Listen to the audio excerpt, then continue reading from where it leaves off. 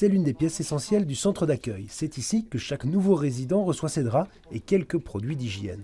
D'ici ce soir, la capacité d'accueil va presque doubler. Mensa s'attend à plus de travail que d'habitude.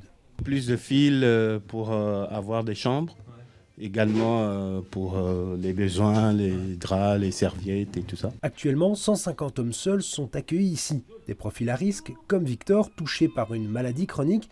Il vit ici depuis plusieurs mois. Dès ce soir, ils seront 300.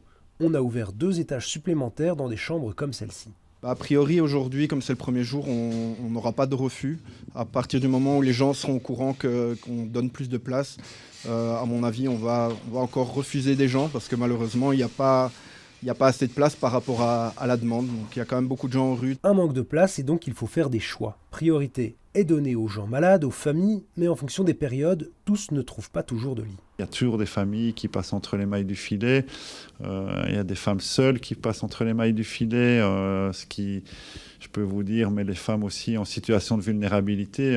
Quand vous voyez devant le petit château une femme seule au milieu de 50 hommes, on peut comprendre qu'elle n'a pas spécialement envie de passer la nuit dehors. Et justement, le petit château est devenu un point névralgique des sans-abri de la capitale. Ces demandeurs d'asile qui n'ont pas de place dans le réseau, souvent jeunes, bon nombre d'entre eux arrivent donc ici, une structure déjà surchargée et confrontée à un cercle vicieux. On voit les gens, et c'est ça qui est terrible, qui s'abîment dehors, parce que la rue abîme.